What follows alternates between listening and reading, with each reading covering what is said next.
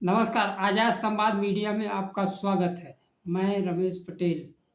उत्तर प्रदेश में संपूर्ण क्रांति के नायक जयप्रकाश नारायण का आज जन्मदिवस के अवसर पर पूर्व मुख्यमंत्री अखिलेश यादव को उनकी मूर्ति पर माल्यार्पण करने से रोकने के लिए उनके आवास की घेराबंदी की गई। सरकार रोकना चाहती है। अखिलेश यादव ने कहा कि हम माल्यार्पण न करें, हम सड़क पर माल्यार्पण कर रहे हैं। उन्होंने कहा भारतीय जनता पार्टी ने हर अच्छा काम रोकना चाहती है।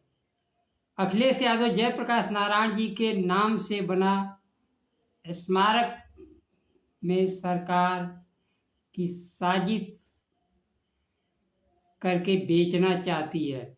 ऐसी सरकार म्यूजियम को बेच रही है, उससे क्या अपेक्षा करोगे? संविधान और लोकतंत्र की रक्षा की समाजवादी लोग हर साल उनका जन्मदिन मनाते हैं और इसी तरह जयंती मनाते रहेंगे। आज पुलिस ने रोका है, पुलिस कब तक रोकेगी? जैसे ही पुलिस हटेगी जयप्रकाश जी की, हम लोग वहीं जाकर उनके सम्मान का काम करेंगे।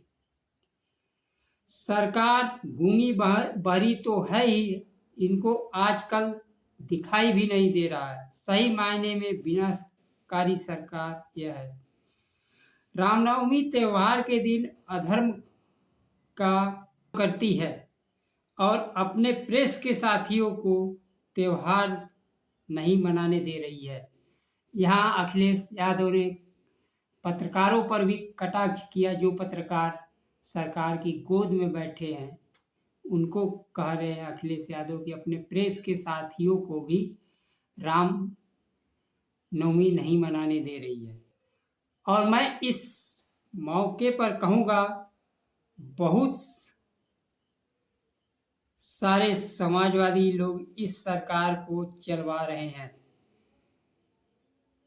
उन्होंने विशेष रूप से बिहार के मुख्यमंत्री जी को कहा।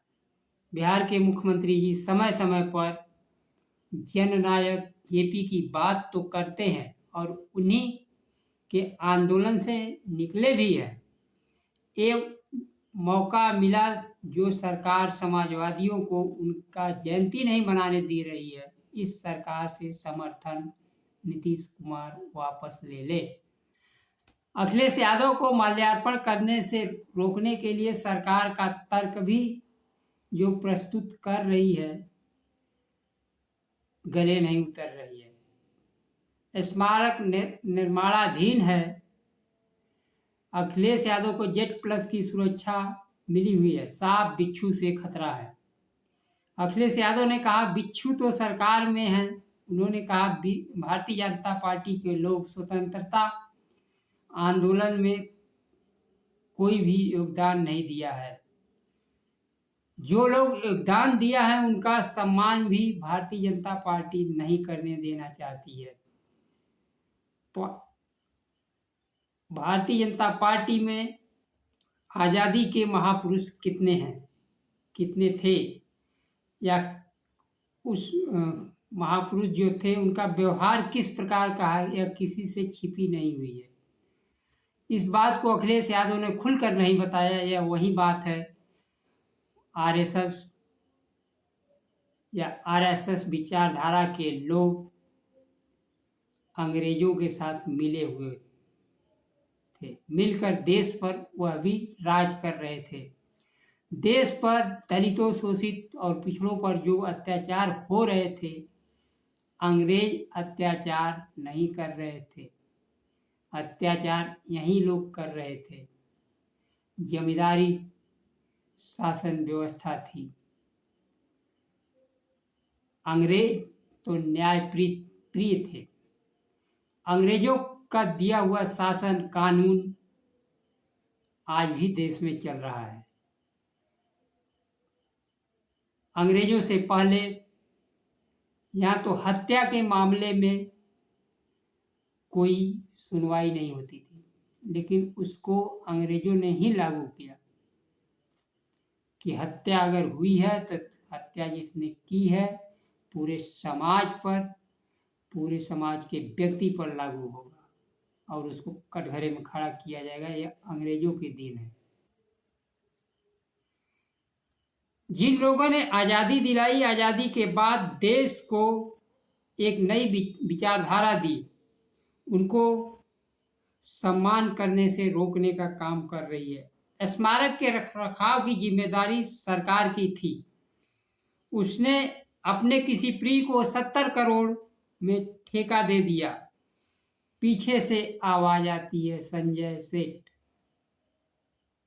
अखिलेश यादव ने नाम नहीं लिया, लेकिन पीछे से जन बहाव से आवाज आती है कि संजय सेठ को ठेका दिया गया। वो लोग कहते हैं कि Z+ सुरक्षा लगा है, हमें सुरक्षा देने के लिए सुरक्षा में हमें ले जाते हैं, मूर्ति का ले जाते हैं और मूर्ति का माल्यार्पण करने के लिए आज़ादी देते हैं। पिछले वर्ष अखिलेश यादव ने सुरक्षा को धता बताकर दीवार फाड़ कर माल्यार्पण किया था, लेकिन इस बार सरकार भी नहीं चाहती थी कि माल्यार्पण हो, इसलिए गेट पर तो ताले जड़े गए और दीवार पर ऊंचे ऊंचे टीन सेट लगाकर उन दीवारों की ऊंचाई बढ़ा दी गई। यह आखिर सरकार और भारतीय जनता पार्टी रोकना क्यों चाहती है? देश के महापुरुषों को भी बांट रही है। स्मारक बेचने की साजिश है, भ्रष्टाचार है। अब देखना है ऊंची ऊंची दीवारों में कब तक माल्यार्पण से रोकती है। क्या सरकार छिपा रही है? यह समझ से परे है। अखिलेश यादव ने बिहार के मुख्यमंत्री से अपेक्षा की कि वो सरकार से समर्थन वापस ले लें, लेकिन क्या बिहार के मुख्यमंत्री नीतीश कुमार सिर्फ बिहार के मुख्यमंत्री हैं? आज नीतीश कुमार बिहार के मुख्यमंत्री तो हैं ही, लेकिन देश के भी सुपर प्रधानमंत्री हैं। केंद्र सरकार से समर्थन वापस लेने की अपील नीतीश कुमार बिहार के मुख्यमंत्री के तौर पर स्वीकार करेंगे कि सुपर प्रधानमंत्री के रूप में स्वीकार करेंगे, या जेपी के शिष्य के रूप में स्वीकार करेंगे? यह तो आने वाला समय ही बताएगा। जयप्रकाश नारायण के विचार से नीतीश कुमार का आज के दौर में मुझे लगता है कुछ लेना देना नहीं है। आज देश में दलित, पिछड़े, वंचित समाज, अल्पसंख्यकों को मानवता को ताक पर रख कर खत्म किया जा रहा है और उत्पीड़न किया जा रहा है।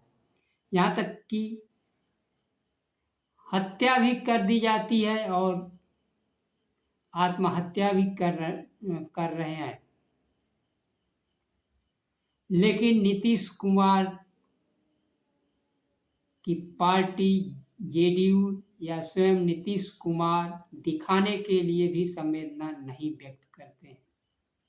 ओबीसी, SC, ST के आरक्षण को संविधान के 9वीं अनुसूची में शामिल करना रहा हो, शिक्षा, स्वास्थ्य, खाली पड़े सरकारी पदों पर मोदी सरकार से तो उम्मीद नहीं की जा सकती, लेकिन नीतीश कुमार सरकार को समर्थन दे रहे हैं तो उनसे उम्मीद बनती है।